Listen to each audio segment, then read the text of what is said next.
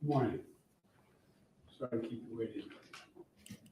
I've just spoken for some time with President Zelensky of Ukraine. I told him, as I have each and every time we've spoken, the United States stands with the people of Ukraine and as they bravely fight to defend their country. And they are doing that. And as Putin continues his merciless assault, the United States and our allies and partners continue to work in lockstep to ramp up the economic pressures on Putin and to further isolate Russia on the global stage. Later today, together with other NATO allies in the G7, Canada, France, Germany, Italy, Japan, United Kingdom, as well as the European Union, we're going to jointly announce several new steps to squeeze Putin and hold him even more accountable for his aggression against Ukraine. And I want to speak to a few of those points today. First, each of our nations is going to take steps to deny most favored nation status to Russia. A most favored nation status designation means two countries have agreed to trade with each other under the best possible terms. Low tariffs, few barriers to trade, and the highest possible imports allowed. In the United States, we call this permanent normal trade relations, PNTR. It's the same thing. Revoking PNTR for Russia is going to make it harder for Russia to do business with the United States. And doing it in unison with other nations to make up half of the global economy will be another crushing blow to the Russian economy. It's already suffering very badly from our sanctions. And I want to thank Speaker Pelosi, Leader McCarthy, Leaders Schumer and McConnell, and Senators Wyden and Crapo, Representatives Neal and Brady for their bipartisan leadership on this in the Congress. I would like to offer a special thanks to Speaker Pelosi, who's been a strong advocate for revoking PNTR and who agreed to hold off on that in the House until I could line up all of our key allies to keep us in complete unison. Unity among our allies is critically important, as you all know, from my perspective. But standing for democracy in Ukraine, pushing Russia's aggression, should not be one of those issues. The free world is coming together to confront Putin. Our two parties here at home are leading the way. With that bipartisan cooperation, I'm looking forward to signing into law the bill revoking PNTR, which is, again, most people think of as most favored nation status. We're also taking a further step of banning imports of goods from several signature sectors of the Russian economy, including seafood, vodka, and diamonds. And we're going to continue to squeeze Putin. The G7 will seek to deny Russia the ability to borrow from leading multinational institutions, such as the International Monetary Fund and the World Bank. Putin is an aggressor. He is the aggressor. Putin must pay the price. He cannot pursue a war that threatens the very foundations, which he's doing, the very foundations of international peace and stability, and then ask for financial help from the international community.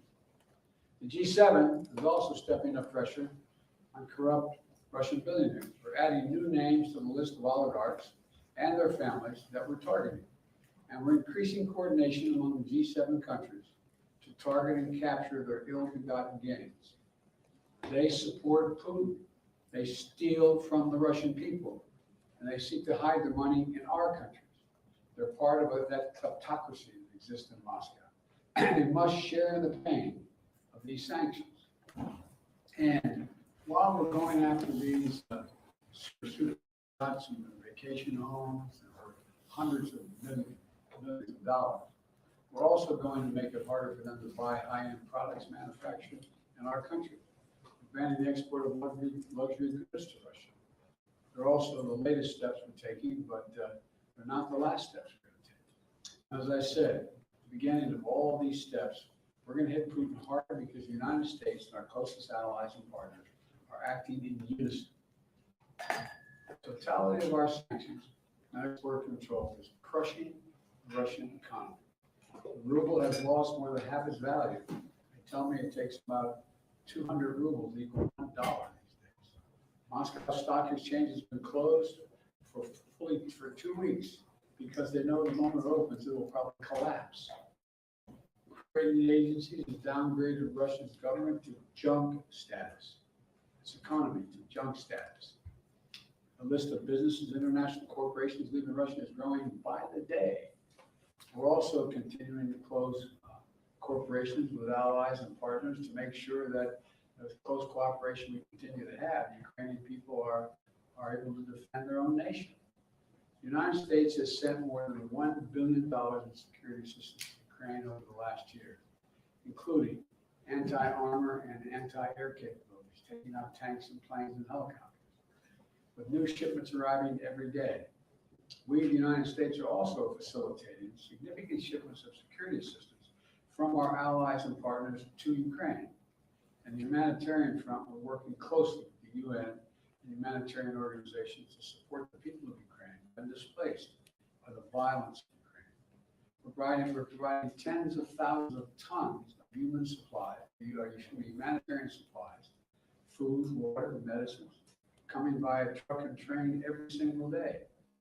Yesterday in Poland, Vice President Harris announced an additional $53 million in additional humanitarian support to Ukraine. That brings the total humanitarian assistance to $107 million in just 2 weeks. We're joined this effort with more than 30 other countries for providing hundreds of millions more. And last night, with a great credit, the Congress passed a bipartisan spending bill that included an additional $13.6 billion in new assistance to Ukraine. I look forward to signing that immediately. I also want to be clear, though. We will make sure Ukraine has weapons to defend against the invading Russian force. We will send money, food, and aid to save the Ukrainian people. And I will welcome Ukrainian refugees. We should welcome them here with open arms. They need access. And we're going to provide more support for Ukraine. We're going to continue to stand together with our allies in Europe and send unmistakable message. We'll defend every single inch of NATO territory with the full might of the united and galvanized NATO.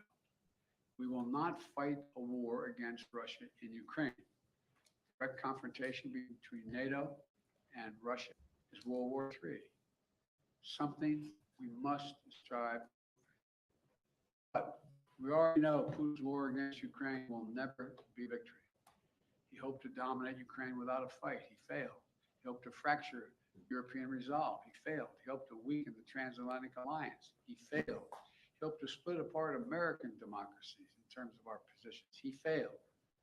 The American people are united. The world is united. And we stand with the people of Ukraine. We will not let autocrats and would-be emperors dictate the direction of the world. Democracies are rising to meet this moment, rallying the world to the side of peace and the side of security. We're showing our strength, and we will not falter. God bless all of you. God bless Ukraine, and God bless our troops.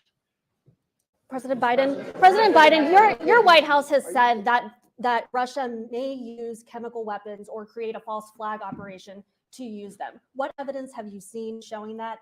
And would the U.S. have a military response if Putin does launch a chemical weapons attack? I'm not going to speak about the intelligence, but Russia would pay a severe price if they use chemical weapons. Would the U.S. send troops in?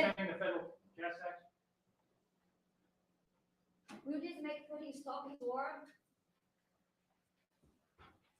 Can you address briefly?